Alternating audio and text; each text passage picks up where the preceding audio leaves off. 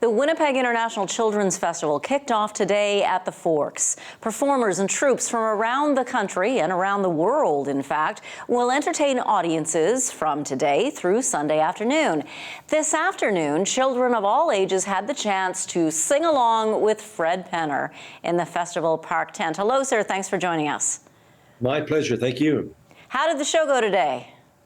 It went very well. It's been it's been a year plus since we did the show, and they've got some new directions that the festival is going, and so the audience was great. And I think after this COVID world, the attendance was higher than I've seen in years. So that's fabulous news.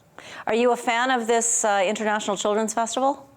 I've been a fan of the festivals from the beginning. When that whole direction started evolving in the early 80s. The Vancouver Children's Festival was sort of the first that jumped on the wagon, and it got lots of support from Canada Council. And then other festivals evolved across the country in Calgary, Edmonton, Saskatoon, Winnipeg, and they've been going through transition, of course, over the years, and as entertainment has altered. But I think it's such a really important opportunity for families to get out of the house, to put the devices down, and to come in and just see real people doing real things, real talents. And I think it gives kids a different perspective on what life is all about.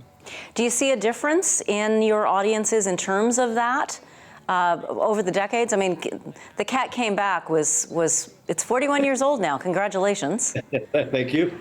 But in those decades that you've been performing, do you notice a difference in the children now in their attention spans and because of the devices? It's hard to say. I think a little bit.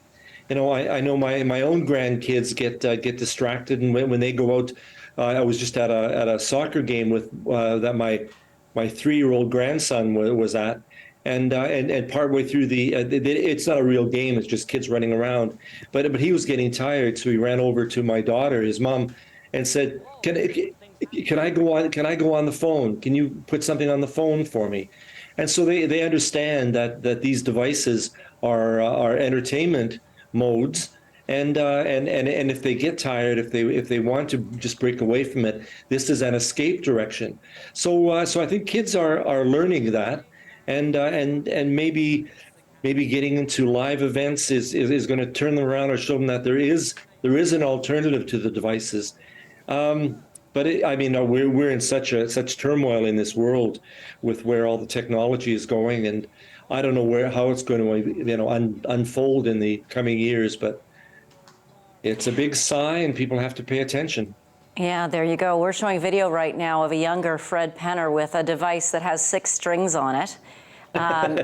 What would you say about the importance of simple music and of families and children getting out and enjoying simple music? Yeah, that's really always been the key for me. It's when I started playing, 50 years ago, I made a real clear commitment that if I was going to do this, it would be me and my guitar. And I'd get up in front of a microphone and I would learn the songs and I would engage the audience as much as possible. And that purity, that pure simplicity of sharing a talent with an audience is the most important thing for me now. It's not flash. There's nothing unusual about it, but it's bringing people along on a very personal journey. Well, we hope you continue enjoying this journey. And thanks for taking the time to talk with us. My pleasure, very much. Thank you.